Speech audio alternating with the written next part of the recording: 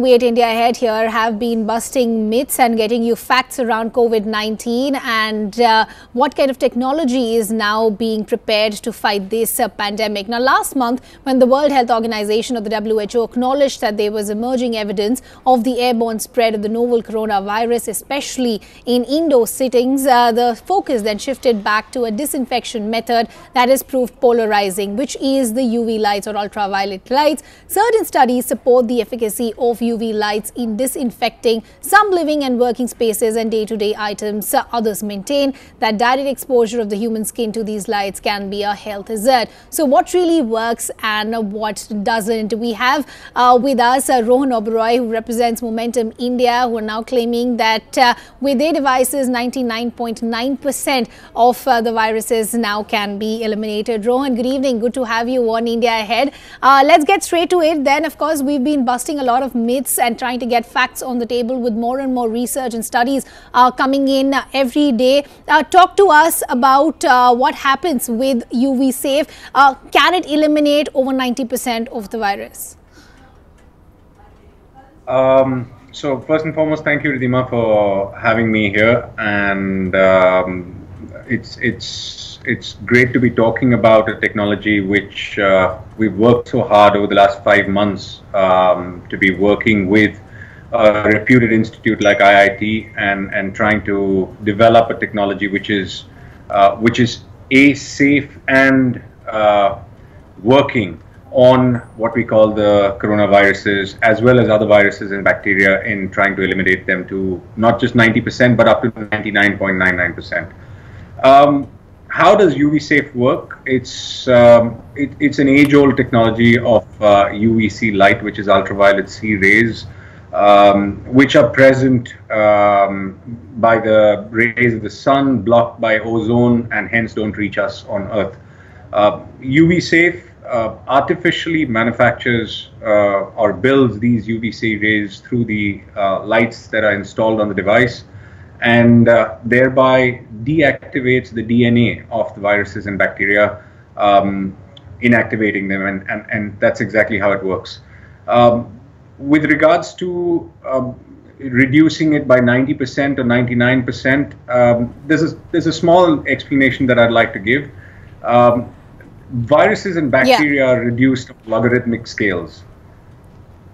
So based on that, it's the time that you need to give the dosage for on a particular surface which will derive whether we've disinfected it to 90% or 99%. That was going to be my next question, that how do you get the desired result? Is there a kind of a timeline that we have to follow for a specific period of time that we have to monitor our project, and after that period of time we get the desired result? So what is the timeline of the time that you're telling us before and after that we see the results on a hard surface? Sure. So it works on all surfaces in a similar manner. It's not the surface that defines the time so much as the efficacy of the virus or the bacteria in itself. All viruses and bacteria get deactivated with different times.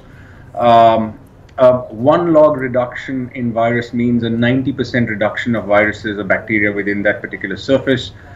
2 logs goes up to 99%, and 3 logs goes to 99.9%. Now, that's very similar to a doctor prescribing medicine to a person, which is, you need to have this dosage 3 times a day for 7 days a week. That's exactly what we have done through this UVC device. Once again, the IIT scientists worked tirelessly for 3 months, working a mathematical modeling on the amount of dosage which needs to be given onto the surface to come to that particular log scale. Okay, Rohan, I also want to understand about the time of, the hard work that's gone in, of course, with the scientists and engineers, of course, at IIT Ropar as well. How long did it take for the testing to happen, and over what period of time was this testing done, and in what environments was the testing done? Sure. So, see, UVC technology has, and what we call UVGI, which is ultraviolet germicidal irradiation, has been in commercial use for a very long time.